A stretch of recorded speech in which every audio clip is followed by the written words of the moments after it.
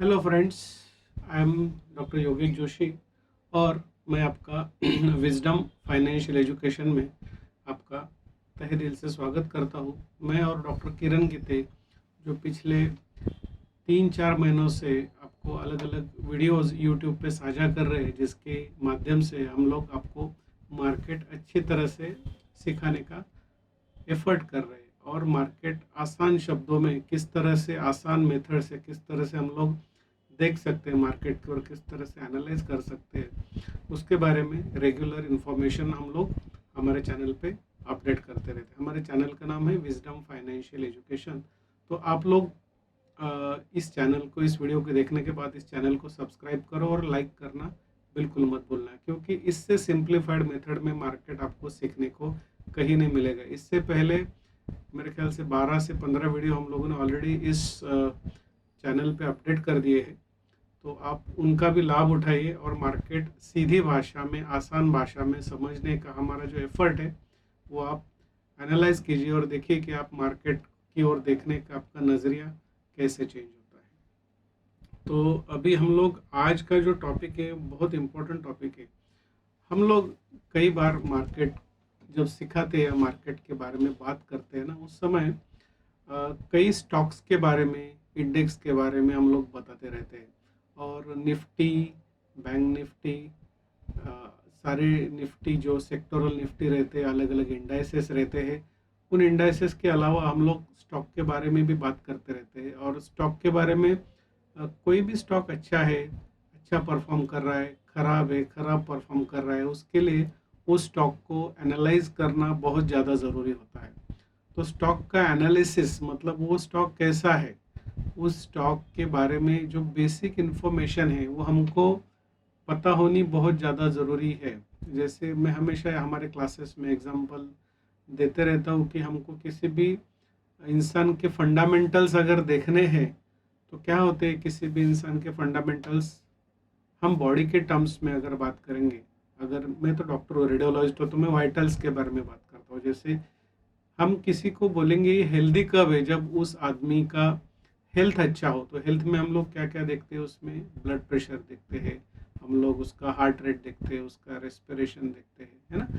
ये वाइटल्स हो गए, इंपॉर्टेंट चीज़ें। उसकी हाइट कैसी है, उसका वेट किसका कैसा है, उसका बॉडी मास इंडेक्स कैसा है, उसका अपीयरेंस कैसा है। उसी तरह ये हो गए उस इंसान के फंडामेंटल्स। उसी तरह स्टॉक मार्केट के भी फंडामेंटल, जैसे हमको किसी कंपनी, कोई कंपनी खरीदनी है तो उस कंपनी का पल्स कितना है, बीपी कितना है, शुगर कितना है, ये तो हम लोग डायरेक्टली तो नहीं देख सकते, लेकिन फिर इनडायरेक्ट क्या क्या मेथड से तो हम लोग बीपी शुगर की जगह उस कंपनी के फंडामेंटल्स एनालिसिस करते हैं। जैसे फंडामेंटल्स में हम लोग देखते हैं कि कंपनी कैसा है, मतलब कंपनी छोटा कंपनी है, मीडियम कंपनी है, बड़ा कंपनी, जैसे मिड कैप है, स्मॉल कैप है, लार्ज कैप है। वो तो हमने हमारे वीडियोस में आपको बताया है कि मिड कैप, लार्ज कैप और स्मॉल कैप कब कब लेने चाहिए, सेफ कौन सा होता है, किस में रिस्क ज़्यादा होती है। ये सारी चीज़ें हम लोगों ने ऑलरेडी हमारे प्रीवियस लेक्चर्स में डिस्क्राइब कर चुके हैं।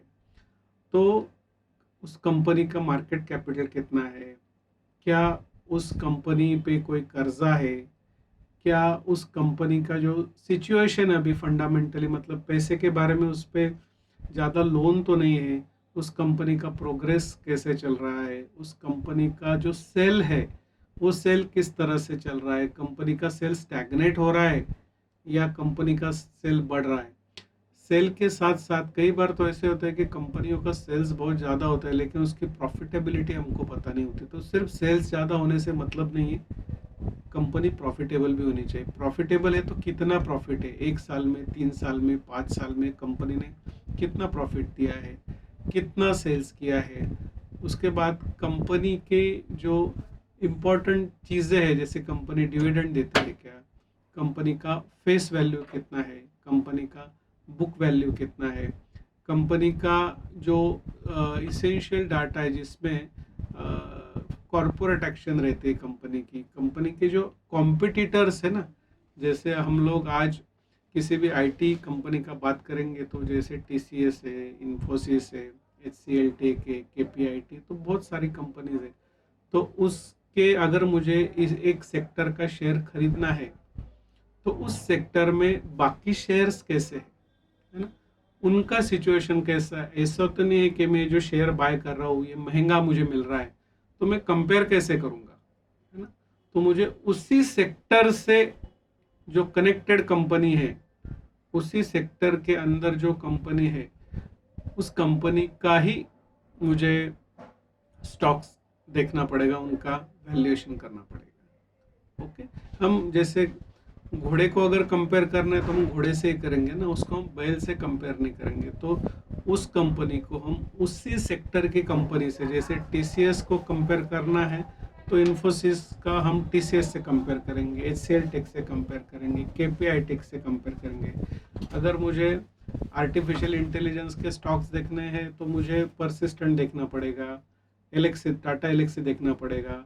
ऑयल और पेट्रोल के स्टॉक देखने तो रिलायंस है, बीपीसीएल है, आईओसी है, ओएनजीसी, ये सारे स्टॉक्स मुझे देखने पड़ेंगे। तो उस सेगमेंट को सेम सेगमेंट से जब हम लोग कंपेयर करते हैं, उसी समय हमको उसके पीयर कॉम्पिटिटर के साथ उसका क्या सिचुएशन है उसका अंदाज़ा होता है। जैसे मैं हमारे क्लासेस में भी बताता हूँ कि 5वीं 8वीं और 9वीं के 3 लड़के आपके सामने, और उनको आपको बोला कि इनका कंपेयर करो आईक्यू, या इनका जो जब स्टडी है, जो एनालिसिस हो, आप कंपेयर करो तो 5वीं का 5वीं के साथ हो सकता है। अगर एकेडमिक की बात करोगे 7वीं का 7वीं के साथ हो सकता है, 9वीं का 9वीं का। उसी तरह हम लोग उस सेक्टर से कंपेयर करते हैं। उसके बाद हम लोग जो चीज़ें देखते हैं कि कंपनी का अभी स्टेटस क्या है, कंपनी क्वार्टरली किस तरह से परफॉर्म कर रही है, एन्युअली किस तरह, मतलब 2025 अभी चल रहा है तो 24 में कंपनी ने मुनाफा कमाया क्या, 23 में कमाया क्या, कमाया तो कितना कमाया,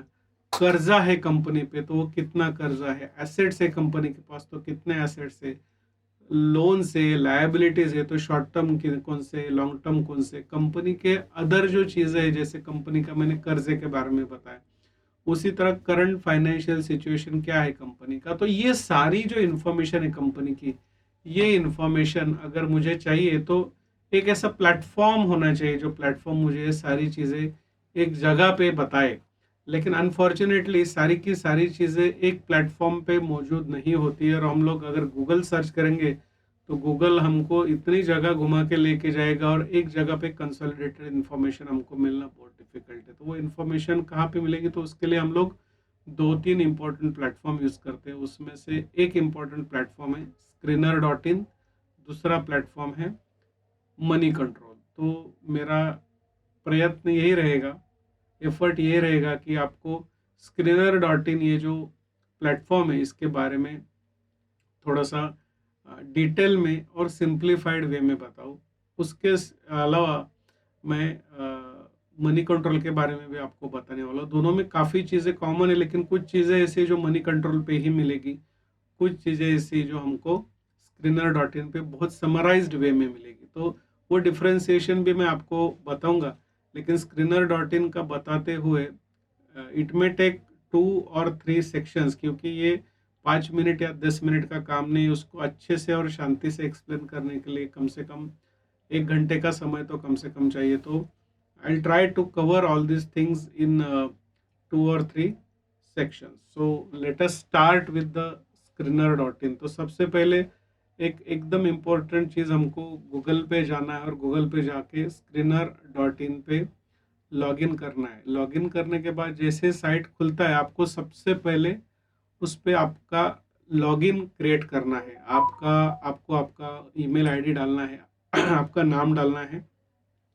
और आपके गूगल या फेसबुक अकाउंट से उसको आप लोग एक बार कनेक्ट कर लोगे तो you will be registered with Screener in. और जैसे ही आप स्क्रीनर.इन पे रजिस्टर, ये कॉमन चीज़ है जो जैसे हम लोग फेसबुक पे होते हैं, गूगल पे रहते हैं, या मनी कंट्रोल पे, या कोई भी और साइट है जिस पे हम लोग लॉगिन करते हैं, उसी तरह का सेम मेथड है, कोई अलग इसमें साइंस नहीं है, सेम साइंस है।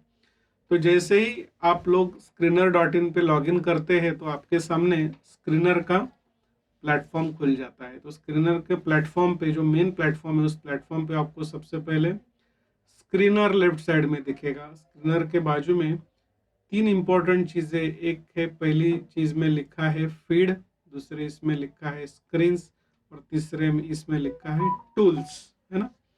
उसके बाजू में एक सर्च है, उस सर्च पे आपको जो कंपनी देखनी है उसको सर्च करना है ना। उसके नीचे जैसे ही आप आओगे तो आपको ऑप्शन आएगा कि आपको आपका न्यू स्क्रीन क्रिएट करना है ना। तो कैसे क्रिएट करेंगे वो हम आगे चल के देखेंगे। तो जैसे आप स्टॉक स्क्रीन्स खोलोगे तो उसके सामने आपको इम्पोर्टेंट चीज़ें दिखेगी, जैसे पॉपुलर थीम्स है, जो आपको अलग अलग चीज़ों के बारे में बताएंगी, जैसे पॉपुलर इन्वेस्टिंग थीम्स रहती है, पॉपुलर फार्मूलाज रहते हैं। तो हमको उसमें नहीं जाना है ना।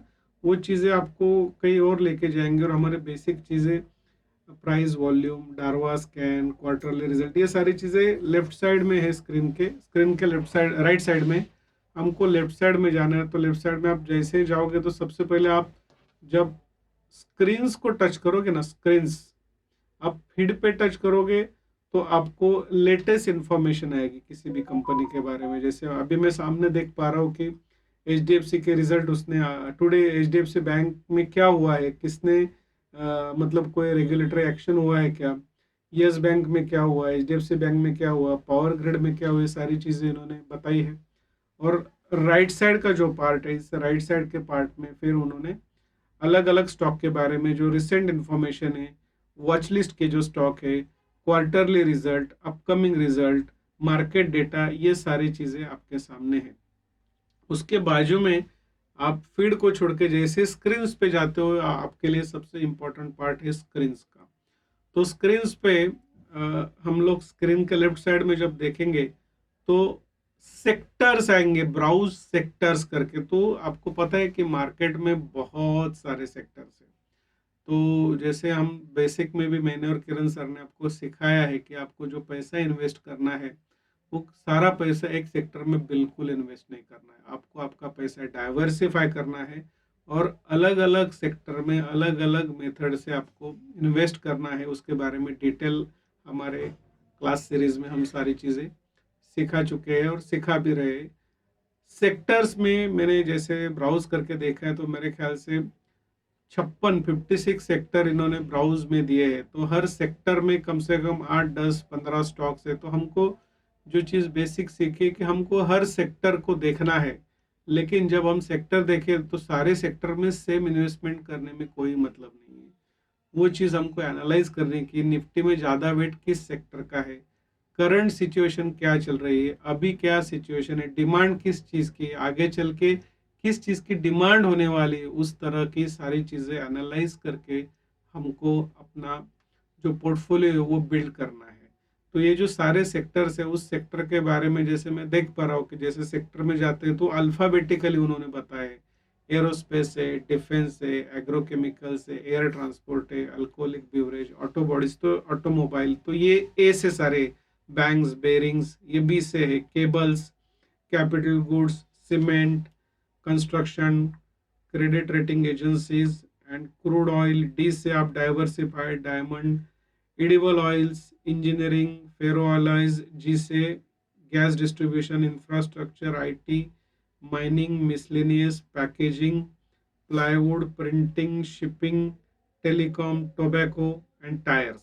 इस तरह से ऑलमोस्ट 55 to 56 सेक्टर से, हर सेक्टर में कम से कम 15 20 या उससे भी ज़्यादा स्टॉक हो सकते हैं। तो हम लोग को जो स्टॉक स्टडी करना है उसका पहले हमको सेक्टर देखना है।